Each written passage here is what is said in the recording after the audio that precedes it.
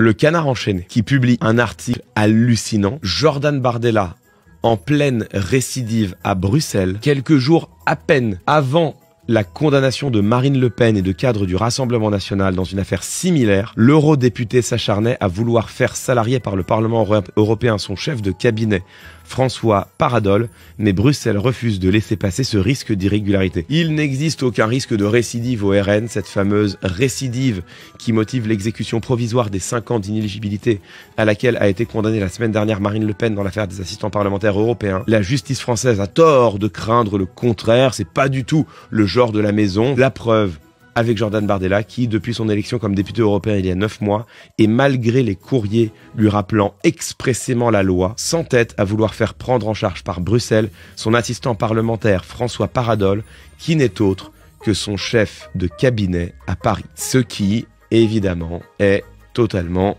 prohibé par les règles du Parlement européen. Le chef de cabinet de Jordan Bardella, il n'assiste pas Jordan Bardella dans son travail parlementaire, mais dans son travail politique, son travail de chef de parti, le travail qu'il fait en France, au sein du débat national français, tout simplement. On est donc bien exactement dans une situation similaire à celle qui est reprochée à Marine Le Pen et à ses nombreux coprévenus et pour lesquels ils ont été condamnés sévèrement en première instance. Et en fait, c'est un truc de fou. Tout leur argument, c'est de dire il n'y a aucun risque de récidive, c'est absolument absurde, pourquoi récidiverions-nous, de toute façon nous sommes innocents, etc. Et là, on voit que le risque de récidive, non seulement il est bien réel, mais même il est consommé, puisqu'on apprend dans ce papier qu'en réalité Jordan Bardella tente depuis des mois de faire payer par le Parlement européen son chef de cabinet au sein du parti. En plus, c'est complètement débile. Enfin, c'est là où tu te dis, mais c'est quand même pas des flèches, c'est quand même pas des lumières. Le Rassemblement national, fort de ses 140 et quelques députés, est un parti très riche.